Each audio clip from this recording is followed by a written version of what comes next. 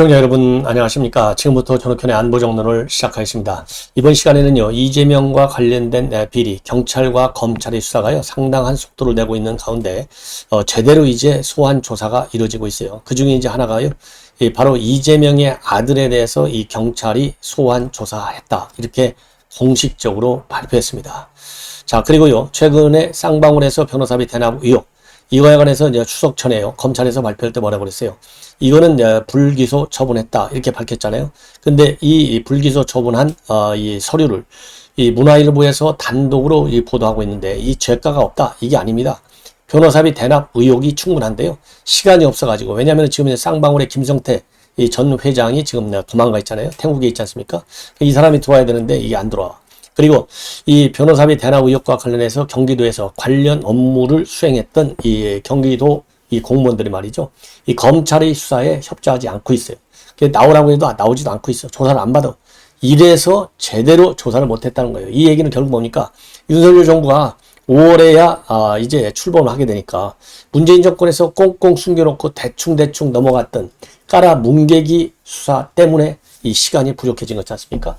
만약에 문재인 정권의 이 경찰에서, 검찰에서 이거를 제대로 수사했으면은 당연히 변호사비 대납 의혹도 이번에 기소가 됐겠죠. 근데 시간이 부족한 거예요. 그래서 이 부분도 추가적인 이제 조사가 완전히 불가능은 아닙니다. 왜냐면은 쌍방울 그룹과 관련해서는 이 배임 혐의, 횡령 혐의가 계속 수사 선상에 올라와 있지 않습니까? 그러면 횡령 배임하면 이게 다 돈과 관련된 거잖아요.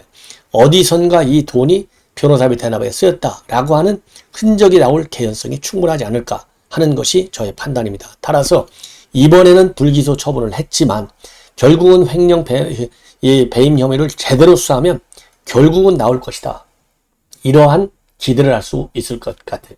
그래서 이 아들과 변호사비 대납 의혹과 관련된 이 수사 동향을 자세하게 또 말씀을 드리고, 그리고 이준석이가 말이죠, 이 갈수록 그러니까 지금 이제 윤핵관 공격도 안 해요. 왜냐면 윤핵관들이 다 뒤로 빠졌잖아요. 자, 장제원 의원의 경우에는 아예 백의종군하겠다 선언했고, 그리고 권성동 이 원내대표의 경우에는 사실상 사퇴 의사를 분명히 밝혔고 19일 날 원내대표 선거를 하게 되어 있어요. 그러니까 이제 이 공격의 대상을 누구한테로 삼고 있느냐? 윤석열 대통령한테 삼고 있는데요. 이 발언의 강도도 문제지만요, 그 워딩이, 이건 뭐 정말 제 입에서 이렇게까지는 할 수 없는데, 흔히 얘기하잖아요. 이 XX 이런 얘기를 많이 쓰잖아요. 야, 이거 말로 표현할 수 없는 막말을 하고 있어요. 자, 이거는요, 제명 정도가 아니라 일종의 대통령에 대한 명예훼손이 아닌가. 그래서 이거를 뭐 옛날 문재인 대통령 같으면 나에 대한 명예훼손이야 하고 고발했겠지만은, 윤석열 대통령은 점잖으신 분이 그렇게는 할 일가 없으니까, 자, 이거를 그렇다고 뭐 똑같이 법으로 다스기는 그렇고요. 이재명인을 이 기회에 완전히 정치 생명이 지금 걸려 있다, 지금 모두가 그렇게 우려하는 거 아니에요? 정말 정치 생명을요, 스스로 땅바닥에 내치는 것 같아요. 상당히 참 안타까울 정도가 아니라, 이 정도 되면요, 대표직을 그만두는 게 아니라 정계를 은퇴해야 된다, 이러한 압박 여론을 조성하는 것이 맞지 않을까. 자, 이런 가운데 전직 대통령들에 대한 여론조사를 했어요. 누가 신뢰도가 제일 높은지. 참 희한한 내용이 나왔습니다. 그리고 또 이 강제 북송한 어민 2명의 신상을요, 우리 의원들이 이번에 워싱턴에 가서 전적적으로 공개하고 나섰어요. 이러한 큰 뉴스들을 가지고 여러분께 정리해 드리겠습니다. 먼저요, 우선 이제 본론에 들어가기 전에 이재명이가 말이죠, 오늘 또 영수회담을 꺼냈어요. 자, 어제 바로 이진복 이 정무수석이 영수회담에는 용어는 지금 맞지 않다, 시대적으로. 왜냐하면 지금 윤석열 대통령은 당정만 가지고 있지 뭐 이 당 총수를 하는 것도 아니고, 그래서 영수회담은 아니고 상황이 정리가 되면, 그러니까 여야들 특히 이제 정의당까지 포함해서, 그러면 뭐 여야 당 대표하고 원내대표 정도를 대통령실로 초대해서 한번 회동을 갖는 것을 검토하고 있다, 이렇게 얘기했는데, 오늘 또다시 영수회담을 밀어붙이고 있어요. 그래서 오늘까지 밀어붙인 걸 보면요, 총 5번 영수회담을 요청했습니다. 자, 영수회담을 왜 요청할까요? 뭐 여러분들이나 저나 다 아는 거 아니에요? 이거야 너무 쉬운 문제죠. 그러니까 내가 그래도 윤석열 대통령하고는 1대1 영수야. 그런데 영수가, 윤석열 대통령은 대통령이에요. 영수보다 한참 더 높아요. 자, 그래서 본인의 정치적인 우위상, 지금 피의자로 되어 있잖아요. 얼마나 이거 창피한 겁니까? 이게 아니고 나는 민주당의 대표야, 피의자가 아니야. 그거는 정치 보복에 따른 수사에서 나온 얘기일 뿐이야. 이거를 하나는 우리 국민들한테 다시 한번 각인시키는 거예요. 당 대표다.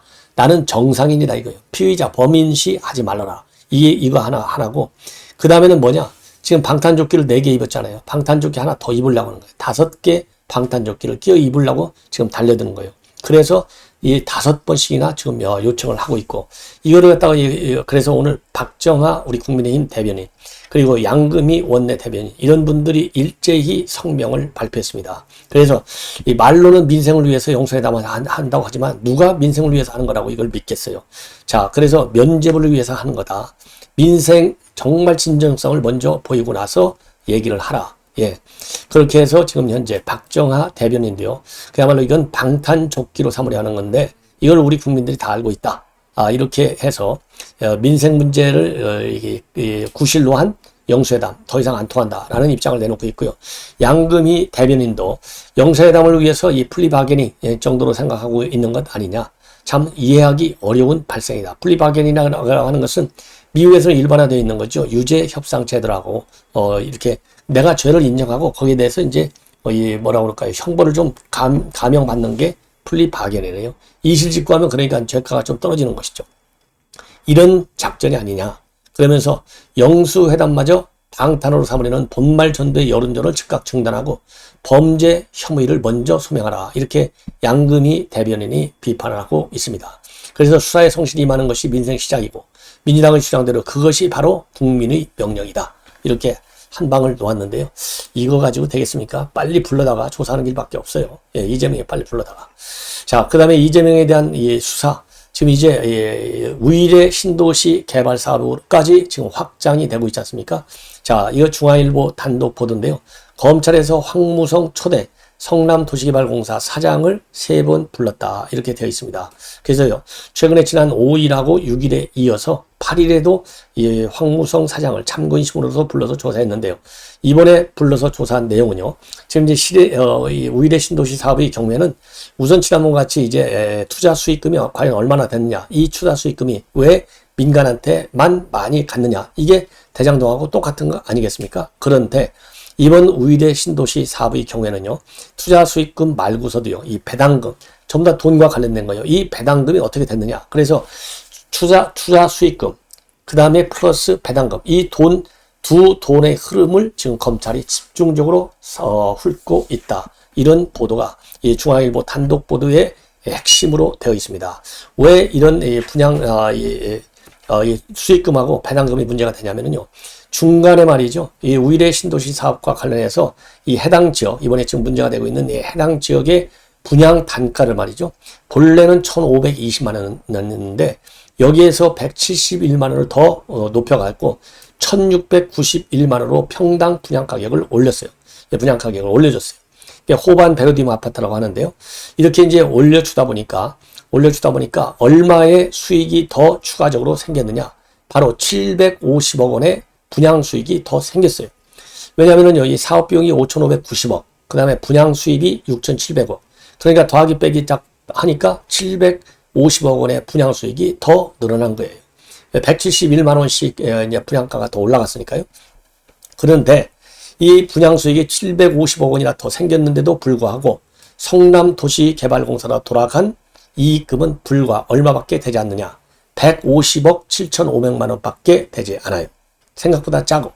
그리고 전체 배당금, 이 배당금이 301억 5천만 원에 불과한 것도 수상하다는 거예요. 왜? 분양 수익이 늘어났으면, 그렇잖아요. 705억이나 늘어났으면 배당금도 늘어나야 될 거 아니에요. 배당금이 하나도 안 늘어났어. 이게 어떻게 된 건지 이게 알 수가 없어. 또 어디로 갔는지도 몰라요.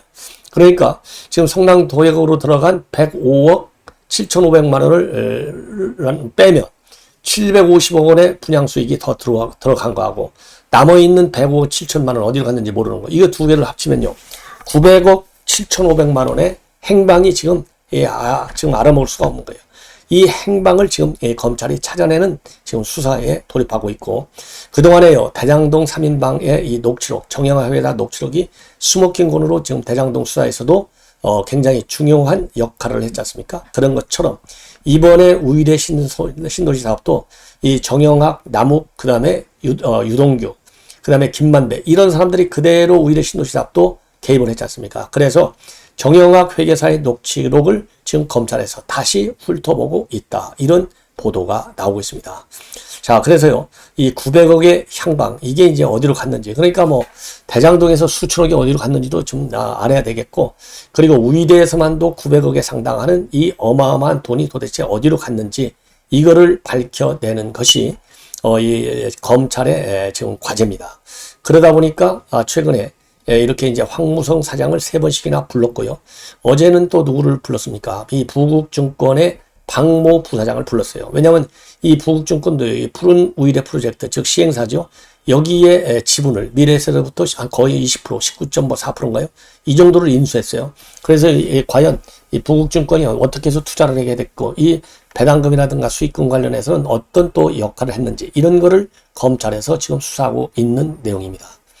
그 다음에 제 두 번째로는요, 이 쌍방울 천안사채 편법, 바로 이제 이게 이태영 변호사한테 간 거 아니냐, 이 내용의 수사인데요. 문화일보 단독 보도 내용인데, 이 변호사비 대납 의혹과 관련해서는요, 이재명이가 이 변호사비를 쌍방울로부터 대납받았다라는 의혹이 없다는 것이 아닙니다. 없다는 거 아니고, 의심이 충분히 된다. 이러한 내용, 즉, 의심이 된다라는 내용을 이번 불기소 처분하면서 검찰이 내놨던 이 불기소 처분 결정서에 나와 있다는 겁니다. 그러면 왜 이번에는 불기소 처분을 할 수밖에 없었느냐? 제가 말씀을 드린 대로 변호사비 대납을 의심하게 하는 가능성은 여러 가지가 굉장히 많다는 겁니다. 그런데 김성태 전 회장이 해외 도피 중에 있고, 그 다음에 당시에 경기도청에서 자문계약과에 관여한 비서실 직원들이 출석 요구에 불응하고 있다는 겁니다. 그래서 이 짧은 공소시효 내에서 진실을 밝혀낸 데는 한계가 있었다는 거예요. 그래서 변호사비 대납과 관련해서 이거는 대납이 의혹이 없다, 이런 얘기는 아니고 의혹이 굉장히 많다, 이러한 이 내용물이 들어가 있다고 합니다. 그러면 어떤 내용으로 이 결정서에 들어가 있느냐? 제가 좀 자세하게 말씀을 드리면요, 쌍방울이 발행한 전환사채와 관련한 내용, 대납 의혹, 이거와 관련해서 금융계좌 거래 내역 추적, 그 다음에 압수수색, 이런 거를 확인해 보니까 일부 전환사채가 발행돼서 유통되는 과정에서 편법이 발생했고, 또 유통과 같은 편법이 발생했고, 유통 등 이 횡령과 배임 혐의가 있고, 또 자금 세탁 혐의가 있다. 이런 것들이 전부 다 이러한 정황이 확인됐다는 겁니다. 그리고요, 이재명하고 쌍방울 그룹과의 관계에 비춰볼 때 전환사채 발행 이익이 이태영 변호사에게 대납했을 가능성도 배제하기 어렵다. 이렇게 밝히고 있어요. 이 불기소 결정서에. 그러면서요, 이재명이가 말이에요, 2년 동안 대형 로펌 등 10여 곳을 선임해가지고 변호사 비용으로 2억 5천만 원을 줬다라고 하는 거. 이거는 통상적인 변호사 보수에 비춰보면 굉장히 이례적으로 소액이다. 그리고 이 나승철 변호사에게 지급한 변호사 비용이 1,100만 원. 그리고 이태영 변호사는 1,200만 원 정도 줬다고 하는 거. 이거는, 그리고 나머지는 복수의 변호사들이 무료 변례했다. 이러한 주장은 매우 이례적이고, 그리고 변호인에게 지급한 금액이 드러난 금액 이외에도 또 추가적으로 있을 가능성을 뒷받침하는 사정이 다수 존재한다, 이렇게 돼 있어요. 그러면서 이 나승철이라든가 이태영, 이런 경기도청 자문변호사, 쌍방울그룹 사회이사로 선임돼서 급여 등을 수수한 점을 볼 때는 변호사비 명목으로 지급됐을 가능성도 배제할 수 없다. 예. 자, 그래서 이게 말하자면 변호사비 대납 의혹이 없다가 아니에요. 없다가 아니고 충분히 있다. 그래서 지금 시한에 쫓겨서 제대로 수사할 수가 없고, 현재 상태에서 수사한 것만 갖고서는 기소하기가 어렵다. 그래서 이제 결국 이제 어디로 넘어가느냐? 바로 횡령 배임 혐의에 대한 수원지검의 수사는 지금 계속되고 있지 않습니까? 따라서 이 수원지검 수사를 통해서 이 내용이 파악돼야 된다, 이렇게 보여집니다. 그 다음에 이재명 아들과 관련된 수사 내용입니다. 이재명 아들과 관련해서는요, 이 경기 남부경찰청에서 지난 14일, 그러니까 어제입니다. 어제 소환해서 조사했다, 이렇게 공식적으로 밝히고 있어요. 이재명 아들 여러분들 아시다시피 상습 도박을 했지 않습니까? 그 다음에 성매매도 했어요. 이거는 본인이 SNS를 통해서 밝히는 바람에 이게 이제 세상에 알려지게 됐고, 이 알려지게 되니까 이 가세연에서 작년 12월에 고발 조치를 했습니다. 그래서 지금 경기도 남부청에서 수사를 쭉 해오고 있어요. 근데 이것도 정권이 안 바뀌었으면 묻힐 뻔 아는 거죠. 자, 그래서 이제 관련 수사 내용에 대해서는 경찰이 밝히지 않아요. 자, 그러면 이제 언제부터 이 상습 도박, 이 문제가 이제 불거졌느냐? 작년 12월에 불거졌는데요. 그 아들 이동호가 말이죠. 미국의 서버를 둔 온라인 포커 커뮤니티 게시판에다가 200여 개의 게시글을 올렸어요. 그리고 해외 포커 사이트에다가 칩을 거래하자 이런 글도 100여 건을 게재했어요. 그리고 서울과 경기도 쪽에 있는 불법 도박장도 직접 다녔다. 이런 글들이 게시판에 올라온 겁니다. 그리고 이제 언론 보도도 이렇게 되니까 또 이게 거의 사실로 확인이 됐고, 민주당에서도 자체 조사를 해보니까 이 A 사이트에서는 2020년 7월까지 도박을 했고, 그러니까 지금 이제 우리가 이제 보는 것은요, 동호 씨가 의혹은요, 2019년도 1월부터 2021년도 말까지 도박을 했다.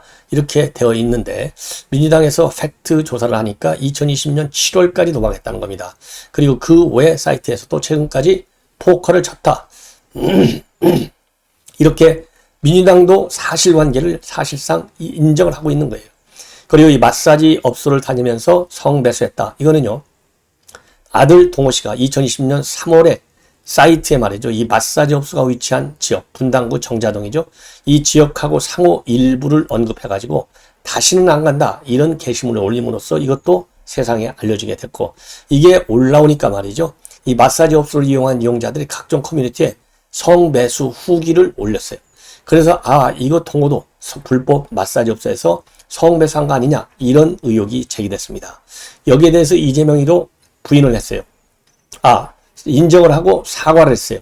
그리고 이제 아들 이동호도 입장문을 내고 속죄의 시간을 갖겠다라고 밝혔지만은 이 아들의 경우에는 성 마사지 업소 후기 올린 거는 맞다. 그런데 성매매는 한 적이 없다. 이렇게 부인을 하고 있습니다. 자, 그런데 성매매를 했다라고 보는 것이 합리적 추론이 아닐까 하는 생각이 들어요. 이 부분에 대해서는 제가 더 이상 설명을 안 해도 여러분들께서 충분히 아시지 않을까 하는 생각이 듭니다. 자, 그 다음에는 강제 북송 청년과 관련해서 신원을 말이죠. 지금 이제 우리 국회의원들 하태경, 지성호, 홍석준, 황보승이 이런 의원들이 지금 미국 워싱턴에 가 있어요. 미국 워싱턴에 뭐가 열리고 있느냐? 북한인권 국제의원연맹 죄송합니다. 북한인권 국제의원연맹 18차 총회가 열리고 있습니다. 여기에서 우리 대표단의 일원으로 지금 가 있어요. 이 자리에서요, 이 강제 북송범인, 탈북범인 2명의 실명을 공개했는데, 둘 다 함경북도 청진 출신이고요. 1990년대에 태어난 MZ 세대입니다. 자, 그래서 이 사람들은요, 이미 이제 처형을 당했다. 이렇게 알려지고 있고, 그렇게 추정을 할 수밖에 없죠. 그게 북한 체제의 특성이니까. 자, 그럼에도 불구하고 북한에서 여기에 관해서 일체의 신원을 확인해 주지 않고 있어요. 그래서 북한이 이 국제사회와 유엔에 대해서 이 탈북 청년들의 생사 확인에 대해서 분명히 입장을 알려달라. 이것을 압박하기 위해서 이름, 나이, 출신 지역과 같은 기초 신원사항을 공개한 겁니다.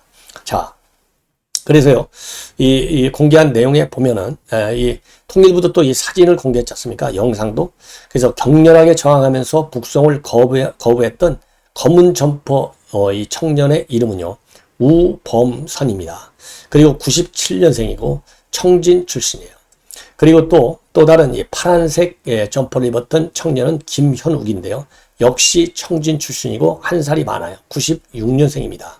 그래서 이 김현욱 씨의 경우에는요, 삶에 대한 의지를 뺏긴 채 북송된 두 번째 청년이고, 고개를 푹 숙이고 수갑을 잔 채 의자에 앉아 있는 이 모습이 이 사진으로 공개된 바 있습니다.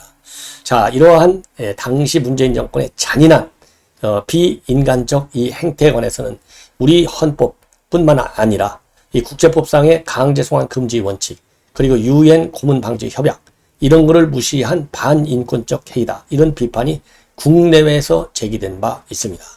자, 이런 거에 대해서도요, 사실상 지금 수사 중에 있는데 정점에 누가 있습니까? 문재인 대통령이 있는 거 아니겠어요? 그래서 문재인 대통령의 사법적 책임 여부도 꼭 검토해야 되겠다라고 생각이 듭니다. 자, 이렇게 해서요, 중요한 뉴스를 말씀을 드렸고, 마지막으로 이제 한 꼭지만 더 말씀을 드린다면, 이 시사인에서 말이죠, 이 케이스텔 리서치를 통한 여론조사 결과를 오늘 조금 전에 발표했습니다. 자, 그런데 이 케이스텔 리서치는요, 이 민주 지지, 즉 진보 성향의 그런 여론조사 기관으로 알려져 있고, 매주 목요일 날 이 NBS라고 해서 내가 여론조사 기관이 공동으로 발표하지 않습니까? 거기에 참여하고 있는 여론조사 기관입니다. 여기에서요, 전직 대통령들에 대해서 신뢰도 조사를 했어요. 신뢰도 조사를 했더니 이 노무현 전 대통령이 1등으로 나왔어요. 29.8%.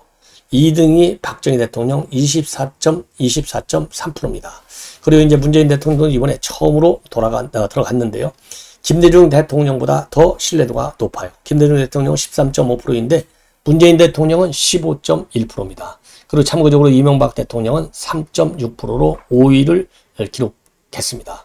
그런데요, 이 시사인에서는요, 2007년부터 매년 2008년하고 11년을 제외하고는 이 신뢰도 인물을 평가를 하는데요. 2007년도 첫 조사에서는 박정희 전 대통령이 52.7, 그리고 이제 이 MB정부 5년을 거치면서도 내내 30%대를 유지했어요. 그리고 이 박근혜 전 대통령 취임 첫 해인 2013년도에는 신뢰도 37%, 그래서 노무현 대통령을 오차 범위 밖에서 앞섰습니다. 그런데 그 이후로는 노무현 전 대통령에게 역전을 당하고 있어요. 그러니까 2013년도에 이후로 역전당하고 있다는 거예요. 그래서 지금 20%로 접어들고 있고, 그 이후로는 한 번도 30%를 넘지 못하고 있다. 그리고 문재인 전 대통령은요, 30대하고 이 호남, 그리고 학생층에서 신뢰도가 높아요. 그리고 정치적 성향에 따라서는 진보층에서 29%, 중도층이 14.1%, 보수층이 7%로 문 대통령의 신뢰도가 나와 있기 때문에 이 보수층과 중도층에서는 신뢰도가 낮은 편이죠. 성별로 보면 여성 신뢰도가 높습니다. 여성의 20대에서는 28.4%, 30대 여성은 34.1%로 문재인 대통령을 아주 전 세대에서 제일 높게 지지하는 연령대가 30대예요. 그리고 남성들 사이에서는 문재인 대통령 인기가 없어요. 20대 남성은 19.1%밖에 되지 않고요. 30대 남성은 12.0%밖에 되지 않습니다. 예. 자, 시청자 여러분, 이렇게 해서요, 오늘 두 번째 뉴스를 마무리하고, 그 다음에 이제 오찬 후에 이준석의 이런 막말 발언에 관해서 이거는 이제 별도 방송을 편성해서 보도해 드리도록 하겠습니다. 시청자 여러분들께서요, 알람을 설정해서 제 방송 많이 들어주시면 대단히 고맙겠습니다. 감사합니다.